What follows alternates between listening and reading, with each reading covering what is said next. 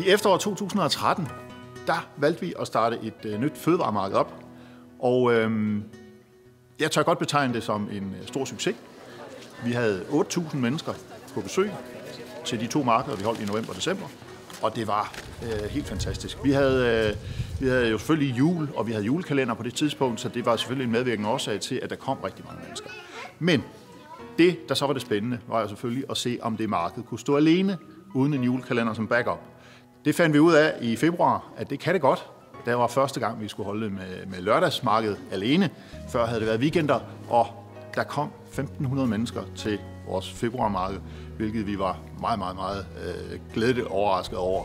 Så vi mener nu at kunne sige, at vores marked kan stå alene, også uden en julekalender. Så det er dejligt. Folk har taget det til sig her i området, ikke bare her i området, men i hele Nordjylland. Der kommer folk fra Skagen til Hobro, ude fra Thy, alle steder kommer de fra, også stadeholderne.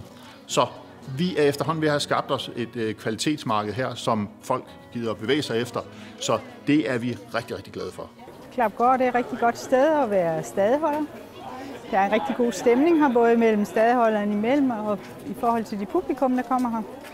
Det, som jeg synes, der fungerer rigtig godt her, det er, at vi står i en utrolig lækker opvarmet hal. Rigtig pæne forhold, lækre stande. Der er ligefrem lys også, så man skal bare komme og så tænde for lyset. Det er kæmpe luksus. Der er borde, jamen der er faktisk egentlig tænkt på det hele. Så som udstiller er det helt over niveau, og så komme her og skulle sætte op i de her rammer her. Så det er super. Jeg synes, det er et købedygtigt publikum, der er meget interesseret. Og noget af det, vi kan mærke på folk, det er, at man har en parkeringsplads meget tæt på. Det betyder meget for folk, når man slæber varer ud. Man køber noget mere, man er mere tilfreds.